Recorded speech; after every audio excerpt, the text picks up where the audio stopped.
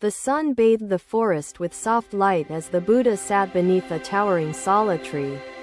Meditating, Ananda approached, his footsteps deliberate, carrying a question heavy on his heart, his gaze fixed on the serene master. "Blessed One," he began, bowing deeply, "how can I know if someone truly cares for me, without doubt clouding my heart?" The Buddha opened his eyes, his gaze filled with infinite compassion, and gestured for Ananda to sit beside him. "Ananda," the Buddha began softly, "the question you ask arises from the longing of the human heart for true understanding. There was once a mother sparrow who tirelessly fed her chicks, sacrificing her own sustenance for their well-being. Her actions were not spurred by expectation, but by the natural flow of love and care within her heart. One day, a violent storm swept through the forest, threatening the fragile nest balanced upon a high branch. The mother sparrow spread her wings, shielding her chicks, bearing the brunt of the storm's fury without hesitation. She did not ask whether her chicks would remember or repay. She acted out of her true nature. True care, Ananda, is like the mother sparrow's love. It arises without self-interest, responding to suffering with open hands." Ananda listened intently, his mind absorbing the imagery, his heart beginning to understand the essence of the teaching. "But, Master," Ananda asked, "how can we discern such care amidst the many actions we witness in daily life?" The Buddha smiled gently and motioned toward the forest, where sunlight danced through the leaves, illuminating the ground. "Ananda, observe this forest," the Buddha said. "Each tree offers shade, shelter, and sustenance without seeking gratitude or praise. There is no deception in their giving. Their nature is to provide, untainted by selfish desires or hidden motives. Likewise, true care is evident when actions align with purity, seeking neither return nor acknowledgement for the kindness offered. Consider this: when one acts with true care, their actions bring peace, not unease, to the hearts of others. Would you trust the whispers of the wind over the clarity of the sun?" the Buddha asked, his tone thoughtful.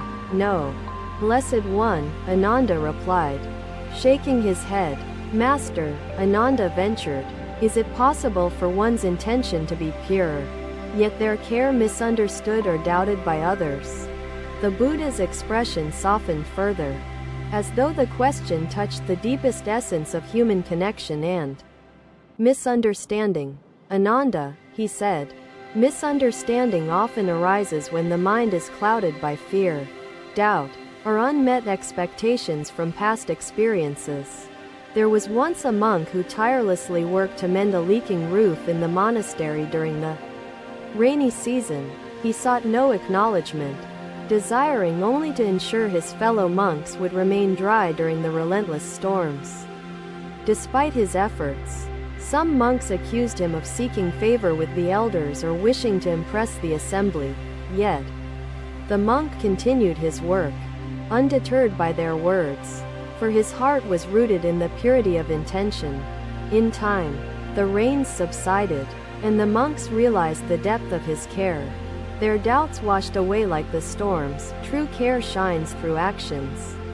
Regardless of misunderstanding, it remains steadfast, grounded in love and free of expectation." The disciple bowed once more, gratitude flowing from his heart, his questions beginning to dissipate like mist under the sun as the day progressed.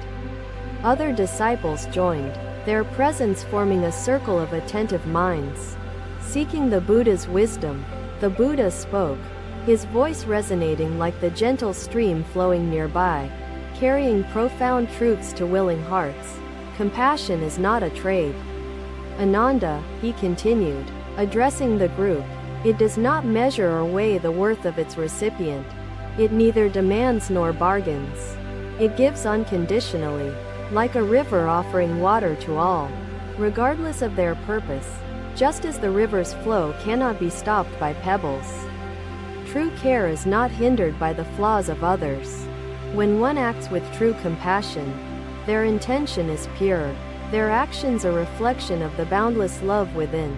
Those who truly care do so as the lotus blooms, untainted by the mud from which it emerges. The disciples listened, their silence carrying the weight of their understanding. The forest alive with the echoes of truth.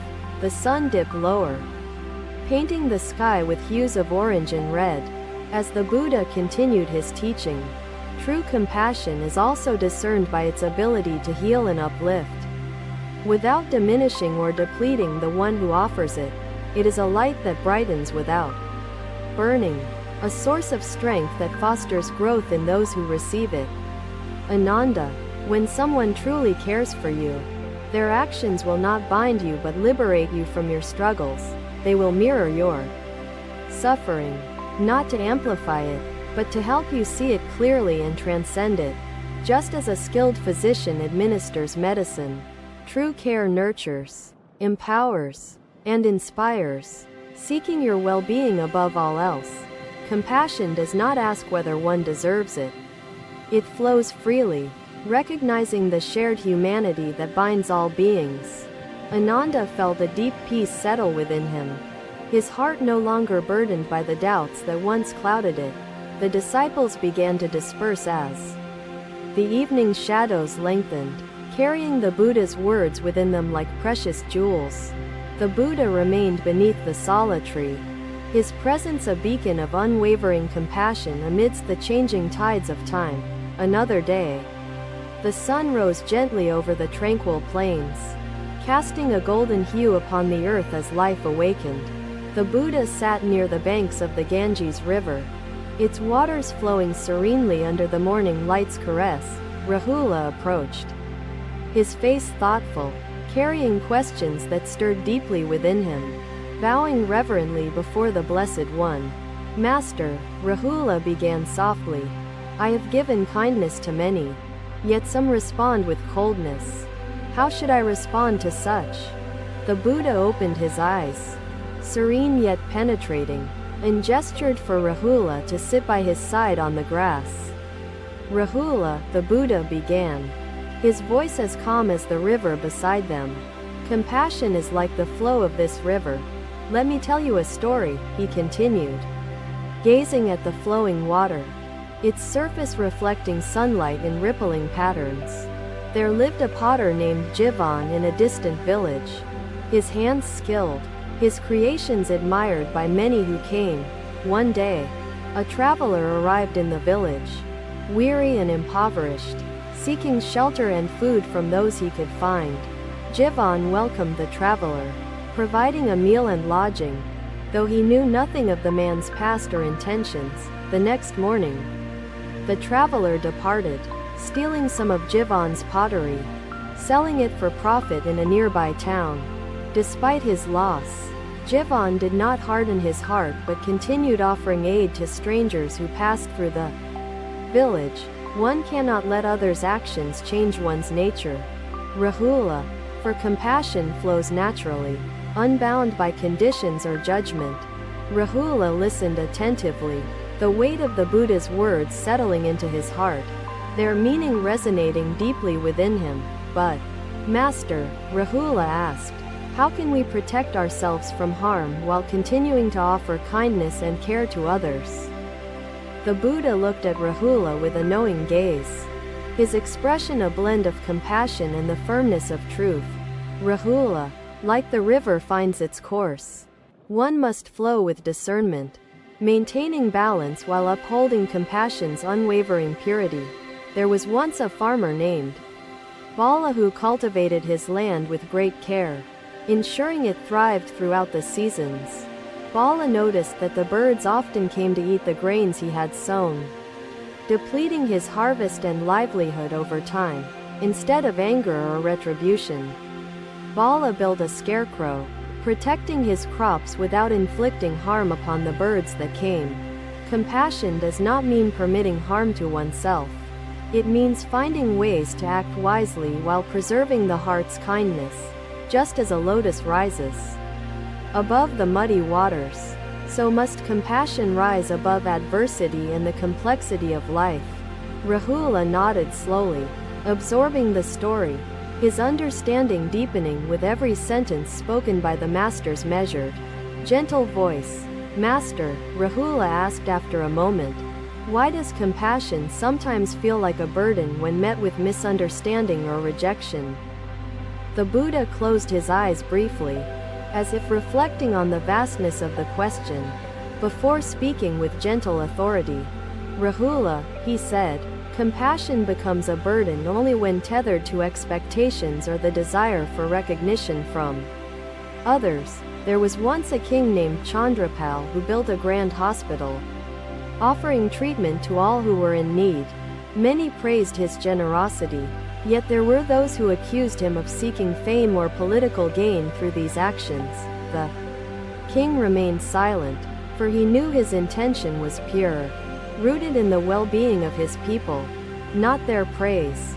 When one offers compassion without expectation, the burden ceases, and the heart remains light, unshaken by doubt or rejection. True compassion flows freely, undeterred by misunderstanding, for its source is not external but the boundless love within the giver."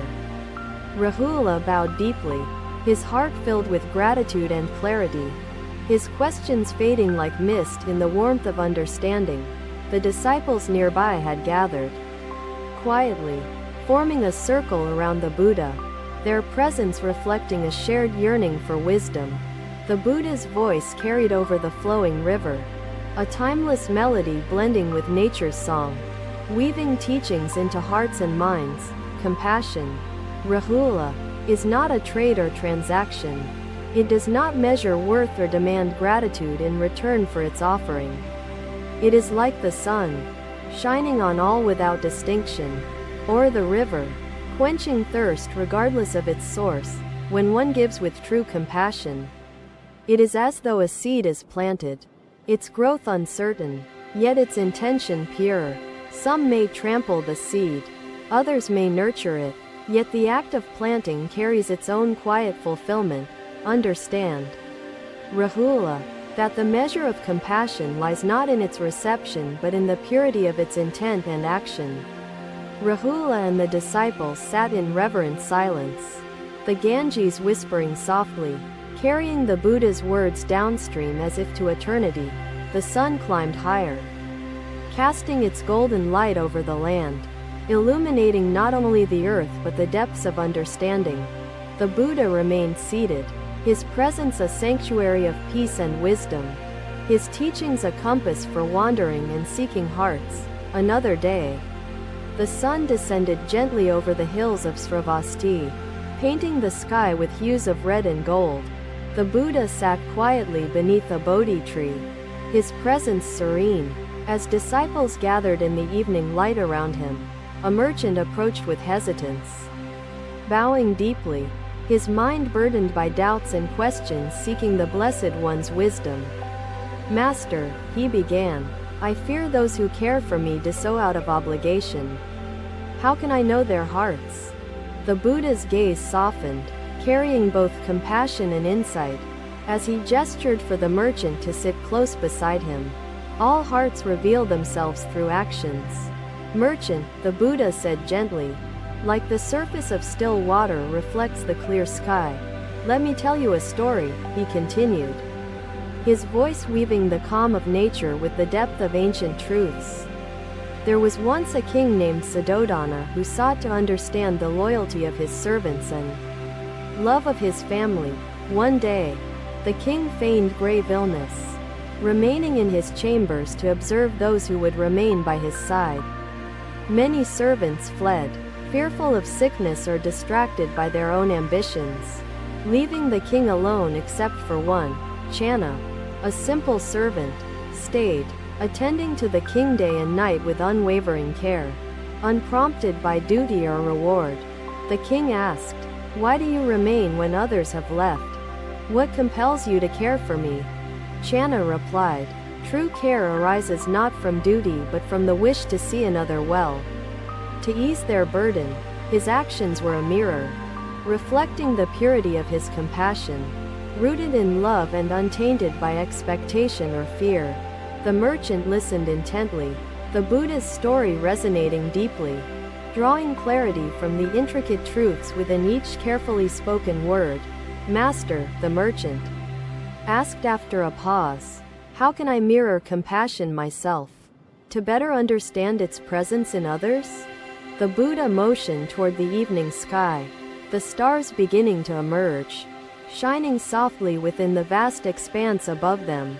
Just as the stars shine without judgment, so too does compassion illuminate all beings without seeking recognition for its light. True compassion reveals itself in actions consistent and pure, not fluctuating with circumstances or controlled by the interests of reward. Like the lotus blooming amidst murky waters, compassion rises above confusion, embodying sincerity and the wisdom of unconditional care. The merchant bowed slightly, his gaze fixed on the Buddha, as the gentle wind carried the echoes of evening across the grove. Master, he continued thoughtfully, how should I respond to care that seems insincere or driven by hidden motives instead of love? The Buddha's expression reflected both patience and understanding as he leaned slightly forward, his voice resonating with unshakable calm. Compassion responds to insincerity not with judgment but with discernment, knowing when to give and when to preserve balance. There lived a weaver named Sita, whose textiles brought beauty and warmth to all who sought her craftsmanship within the village. Sita wove blankets for a rich merchant, believing his thanks genuine, until she learned his praises were solely for his gain. Instead of anger, Sita chose to continue weaving, limiting her work for him while sharing her blankets freely with the needy. Sita's compassion remained, yet she balanced her kindness with wisdom, preserving her energy while ensuring its purity endured beyond deception. Through discernment, we preserve compassion's essence, allowing it to uplift ourselves and others even in the face of false intentions. The merchant nodded slowly, his heart lighter, filled with a sense of clarity he had sought but failed to grasp before. The disciples sat quietly, the forest resonating with the depth of the Buddha's words, a sanctuary of truth within the changing evening. Master, the merchant asked softly, how can we recognize the compassion within ourselves, to nurture it and let it bloom fully? The Buddha gazed into the distance, his thoughts vast, like the horizon unfolding endlessly under the emerging canopy of starlight. Compassion within begins with mindful observation, acknowledging both one's struggles and those of others. Seeing the shared humanity connecting all beings. Observe, merchant, the river flowing freely before us. It nurtures life without distinction, offering its waters to all who drink from it.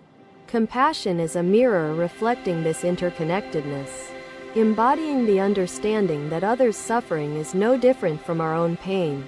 When you act with such understanding, your compassion grows like a tree, rooted deeply yet rising infinitely toward the boundless sky. True care is not measured by its outcome but by the intention behind its offering, sustaining itself through purity of heart. The merchant bowed deeply, gratitude radiating from his soul, carrying the teachings back to his life like a beacon of wisdom. The disciples began to rise, dispersing as the evening deepened, their hearts enriched by the lessons shared under the Bodhi tree. The Buddha remained seated, his presence unwavering amidst the forest, timeless as the truths he spoke, guiding all who sought clarity. The woman folded her hands in gratitude, her heart swelling with renewed courage and clarity. As she reflected on her journey, the disciples exchanged quiet glances, their own struggles eased by the timeless truths imparted in Buddha's teachings. Thank you for watching. Buddha's teachings are always with you. Subscribe to our channel and we will see you in the next video.